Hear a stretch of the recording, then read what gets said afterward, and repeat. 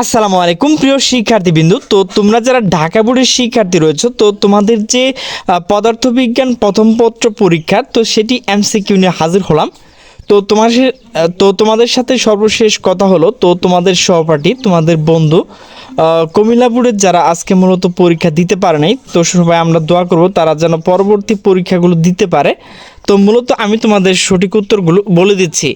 একের হচ্ছে ঘ, দুয়ের হচ্ছে ঘ, চারের হচ্ছে ঘ, পাঁচের হচ্ছে খ, ছয়ের হচ্ছে খ, সাতের হচ্ছে ক, আটের হচ্ছে গ, নয়ের হচ্ছে খ, দশের হচ্ছে ক, 11 হচ্ছে ক, 12 হচ্ছে ক, 13 হচ্ছে ঘ, 14 হচ্ছে ঘ, 15 হচ্ছে নিচের কোন সঠিক ঘ, 16 হচ্ছে ক, 17 হচ্ছে ঘ, 18 হচ্ছে খ, 19 হচ্ছে ক, 20 হচ্ছে খ, 21 হচ্ছে ক, 22 হচ্ছে ক, 23 হচ্ছে গ, 24 হচ্ছে নিচের কোনটি সঠিক ক, 25 হচ্ছে ক।